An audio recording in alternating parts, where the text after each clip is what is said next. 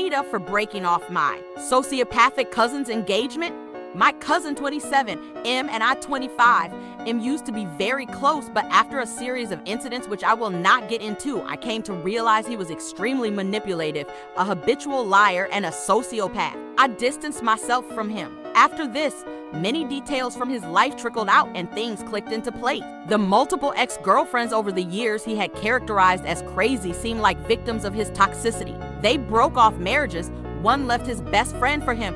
One tried to hurt herself. A year ago, my cousin got engaged to a woman who conveniently happened to be from a very wealthy family. My immediate instinct was to inform her about this, but my brothers and parents, all of whom I had told about my cousin over the years, thought it was best not to get involved. My mother even kept insisting he had turned over a new leaf. I wasn't convinced because I'd seen my cousin's ability to play different people convincingly over the years.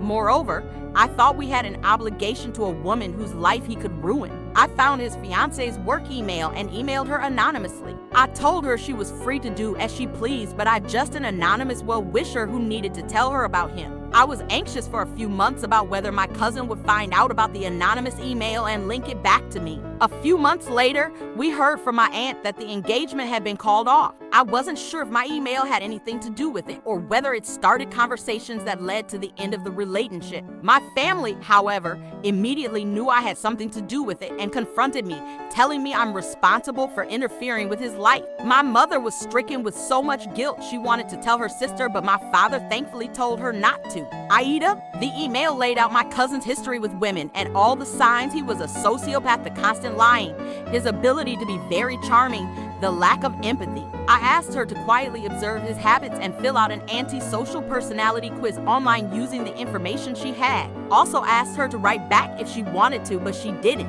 Also, as someone who was lied to and gaslit for years by this person, especially since I deal with depression and anxiety, hearing other stories about dealings with sociopaths has been strangely cathartic. I'd encourage anyone to look for the telltale signs among people you let into your life and remember that sometimes others can see more clearly than you. You're the person who's standing too close to the picture.